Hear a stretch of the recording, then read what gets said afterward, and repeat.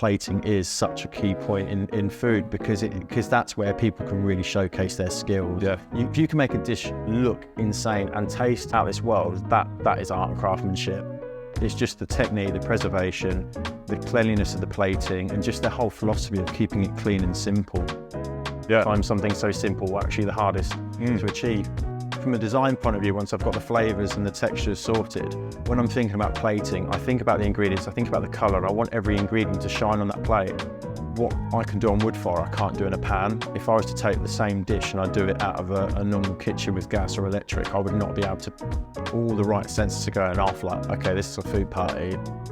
So can you just give us a little bit of a rundown of what you're going to be playing? Yeah, it's a bit of a weird one. So everything is tied in with wood fire, but the prep techniques are where we've used the wood fire on these two dishes, more so the first. So we're going to do a little snack, which is the first thing you eat when you come into the restaurant, and you see them everywhere, loads of little cute tarts and crostades and stuff like that. Ours is like a Frida brick tart, and we've cooked carrots, which we haven't peeled either because I want the skins. I've got real good flavour in them. We've cooked it really slowly, roasted yeast and butter, so the starch turns to sugar, and you've got the sweetness of the carrot and the nuttiness of the brown butter, and that kind of like yeasty earthiness, almost like that fermented flavour pulsing through. So it's going to be a nice little snack with a roasted yeasted carrot puree, a little bit of pickled walnut, and then we've candied some walnuts which we're going to shave on top. So it's going to be a really sweet but pickly and well balanced, hopefully you'll enjoy little snack, and it's a one biter. And it's nice and beautiful, and we serve it over pine. We put a few pine needles into the carrots as well, so it has a link. So that's the first. So you've got some orange, you've got some green. Yeah, it's visually just a beautiful little dish. And again, the style of plating is something I've been heavily inspired by from kind of like your Scandinavian movement. The kind of the visual aspect, the leaves under the bowl you see, like you can't eat the leaves, but it just makes you connect with the ingredients more. And the second dish I'm going to do is the fish course after tasting. We have done for so long. We cook scallops in the fire, which I absolutely love. But we wanted something on the menu that just surprised you a little bit and you weren't expecting it. And we take some really good quality Japanese scallop, we slice it thin, and then we have some really fresh green apple, which we lightly pickle, really simple, cure it, and then we've got a really nice kind of like vinaigrette with like lemon and coriander. It's a really clean fish dish. It's almost like a palate cleanser and a fish course before you go from like sweetness of carrot into kind of like your bread course, which weirdly enough comes after the scallop, which I've had in a few places, and it gave me the confidence to think, I'll put the bread where I want to put the bread. I want you to have the bread later. So we have a nice cornbread with a roast yeast butter as well. So it's two dishes, both inspired by wood fire, and prepped using the fire, but actually cold plated and not actually in the fire this time. So I'll cook a few bits for you. Perfect, can't wait. Lovely stuff. And so we've got a fresh Japanese sushi grade scallop, which I've just sliced about half an hour ago, and I've frozen, I put in the freezer just to firm it up, so when it goes on the plate it's nice and firm and cold. And then we're going to do it with green apple. So we're basically going to make a roe, so I'm just going to starting by getting some nice slices of the green apple. We don't do a great deal to them, apart from a bit of salt, because the apple's got so much acidity as it is. And was this dish a collaborative effort? Was this one you envisioned? Yeah, I'll be honest with you, I saw something done with nashi pear and a cured fish, and I thought that would work really well with something we already do in the restaurant. And it's something, again, it's an inspiration you see online from some of your sort of chefs you look up to, kind of like the technique in plating, and it's something that I was like, do you know what, it's completely different to something I'd normally do. I'd love to give it a go, and we've just kind of done a bit of R&D on it. And so essentially we're going to build a kind of rose with this beautiful scallop. I'm going to show you how we season it as well. Chefs love it when we're in the dog toffee on a busy service. Chefs absolutely love it. So all we do, a little bit of Maldon sea salt, and then we have this nice little, it's kind of like a lemon yuzu vinaigrette, and all we're going to do is just a couple of little drops, just crop the scallop, and that's just going to help cure. Just give it a little brush over. That's super lemony, is it? Yeah, it's super citrus. It's going to start the curing process. Obviously, you've got the citrus of the apple. And this is the fun fiddly bit the chefs love.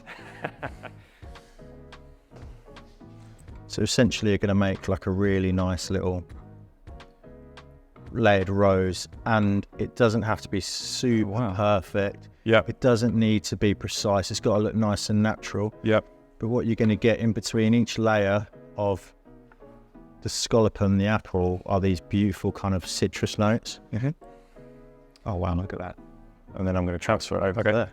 This is the fun bit. How many times did this take you to get right? A few.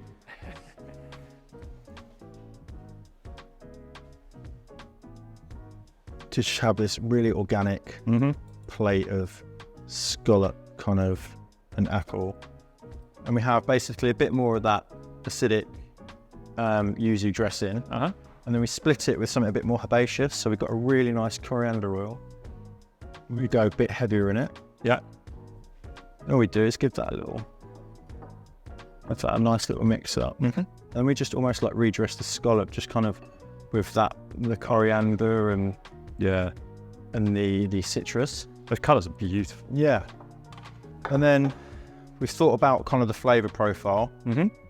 And we've got some really nice kind of red vein sorrel, which are beautifully spliced of green apple and lemon. They just add a perfect little flavour of kind of acid kick as well with the sweetness of the scallop. They just kind of reaffirm that it is a cure, it's nice and fresh and light. And we almost use the red vein sorrel as like another layer of seasoning. And then we've got these beautiful nasturtium flowers, which are super earthy.